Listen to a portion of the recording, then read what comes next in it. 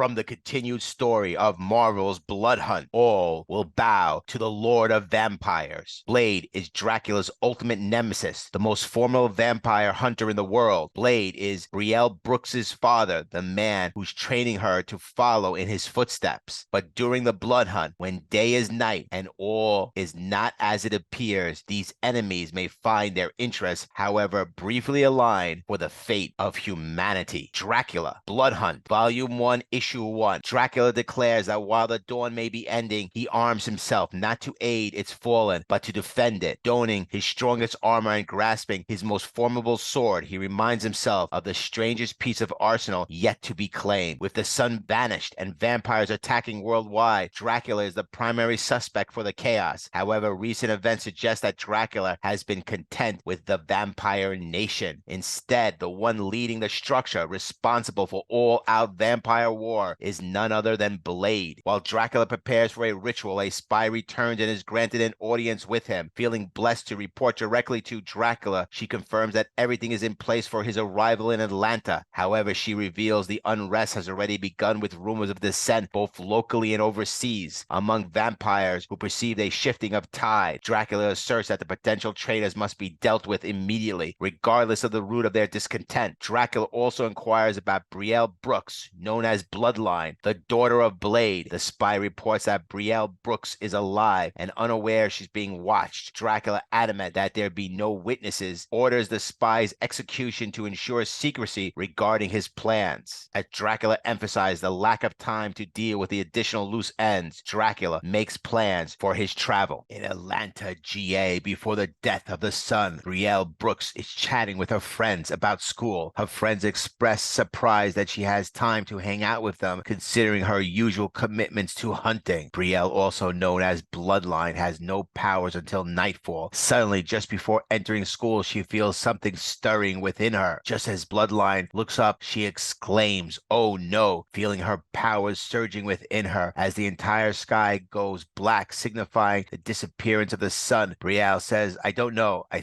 don't know, don't touch me, I feel strange the way I do at night, except it's off. Something is causing this. I've got to find out what's happening." Brielle hasn't felt this way since the first time her powers kicked in. "Something's coming, and I've got to get my hunting gear," she declares. Brielle is determined to get her friends home safely as the darkness descends across the earth. It appears that Bloodline's powers are growing stronger as she accidentally rips the door off while attempting to open it. Brielle remarks, "I think someone else is going to have to drive tomorrow." Dracula remarks that in the modern world, cemeteries and mausoleums are rarely truly silent. Even in places where bodies have decomposed and rats have long since starved, the modern world's noise persists. Traffic, power lines, and the constant presence of people using technology to mourn. Cameras point at resting places while distant relatives pray at headstones. With nightfall and the vampires find themselves having breakfast instead of dinner for the first time. Dracula remarks on the unusual silence, knowing that no matter how dark the shadows, he continues his search for a girl. As two vampires challenge him, he observes their useful arrogance, forever inconvenient yet easily reined in. Dracula swiftly dispatches one of the vampires by chopping off their head, then turns to the second vampire, stating, "You still stand because I have use for you. I assume you have friends." As Bloodline reflects on her experience, she realizes that the surge of adrenaline she feels is akin to the burst of excitement she experiences during intense moments in the first time she got her powers, but amplified to an unprecedented degree. She wonders if this is how her dad feels when fighting vampires, and if this is also the sensation experienced by vampires themselves. Despite her newfound powers, she reminds herself not to become overconfident, acknowledging she can save people while enduring a beating. Bloodline engages in combat and swiftly dispatching vampires with her skills. She recalls her father's teaching on how to fall gracefully, a crucial skill in their line of work, urging the two remaining humans to flee. Bloodline finishes off the final vampire. With a stake through the heart of one vampire, Bloodline demands answers, asking who sent you. Despite the impending threat of 10 to 20 vampires heading her way, she remains undaunted, declaring confidently, "I've got this. This is what my dad trained me for." Despite her resolve, she can't shake the thought of who, besides her father, knows her true identity. The first vampire lunges forward, but Bloodline swiftly dispatches him with a stake through the heart. Despite her relative inexperience in vampire hunting, she realizes she's not entirely new to the game. As another vampire attacks, it becomes clear they are all targeting her. One vampire manages to sink their teeth into her arm, but he notices something peculiar about her blood. Despite the bite, she continues to fend off the attacker, swiftly dealing with another vampire before deciding to make a run for it. Despite the odds, she feels confident that she can handle these vampires on her own. As Bloodline considers her situation, she realizes the darkened sky provides her with another advantage. Despite the vampire bites causing her arm to pulse with pain, she can feel it healing even as she runs. Determined, she continues until she senses her strength returning. All she needs is a brief moment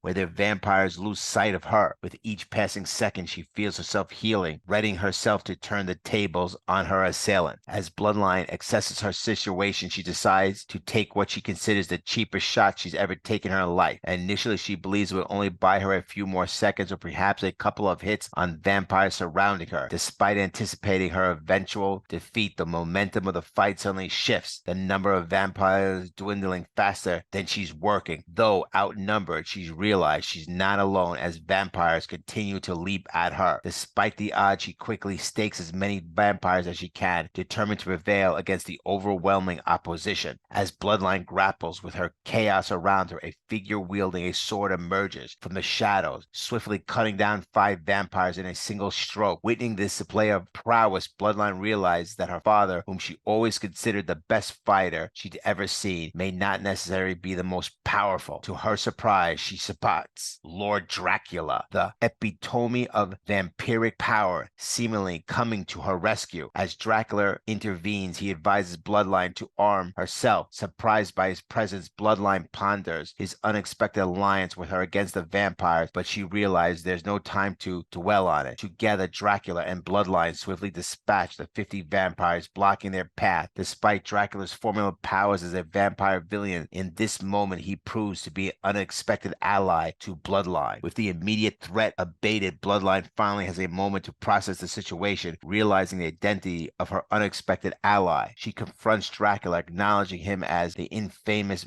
vampire. However, Dracula remains unimpressed by Bloodline's fighting prowess. Undeterred, Bloodline challenges him, daring him to come closer and witness her skills firsthand. Dracula corrects her, stating that the battle they've currently engaged in is not the one he intended to fight. It becomes clear that Dracula seeks an alliance with Bloodline rather than a confrontation. As Bloodline leaps into the air with her sword poised for attack, she lacks the fighting finesse and experience of Blade. Dracula effortlessly sidesteps her attack, his movements too swift for her to anticipate. Unaware of his evasion, Bloodline swings her sword only to find an empty air where Dracula once stood. Suddenly, she delivers a roundhouse kick, connecting from behind, but it seems to have little effect on Dracula. Dracula's words cut through the tension as he identifies Bloodlines as Brielle Brooks, the daughter of his oldest enemy and the supposed end of his bloodline. Despite her father's efforts to protect her, the circumstance that granted her nocturnal abilities also made finding her not a challenging task. Dracula acknowledged that the whole bloodline may seek vengeance. The impending end of the world offers little comfort. The weight of his words hangs heavily in the air as the gravity of the situation sinks in. The end of the world. Bloodline grapples with the incongruity of Dracula's presence in Atlanta, a place seemingly unfitting for the Lord of vampires. However, Dracula suggests that if she accompanies him, they might have a chance to save it, and perhaps even more. Puzzled, Bloodline questions Dracula's intentions, asking if he wants her to join him in saving the world. Dracula implies his affirmative, indicating that he has his own means of transportation for their journey. As Bloodline considers the potential consequences of joining Dracula on his quest, she warns of the repercussions from her father Blade if this turns out to be a trick. Acknowledging her her mother's role at the hospital, where many are injured, Bloodline leaves a message for her explaining the urgency of the situation. She reassures her mother that the world needs her just as the patients need her mother's care, emphasizing that she wouldn't leave without permission unless absolutely necessary. Bloodline seeks her mother's understanding, asking if they can agree that sometimes drastic actions are needed to save the world. As the sun death looms over Manhattan for just over an hour, chaos erupts in New York City as vampires swarm the streets, leaping from buildings to kill and infect more victims. Amidst the chaos, Lord Dracula and Bloodline find themselves in the heart of New York, facing the onslaught of vampire infestation. However, they are not alone in the battle against the undead horde. Another superhero prowls the streets of Manhattan today, none other than Daredevil, the guardian devil of Hell's Kitchen. Next issue in the continued story of Marvel's Bloodhunt, Dracula Bloodhunt, Volume 1, Issue 2.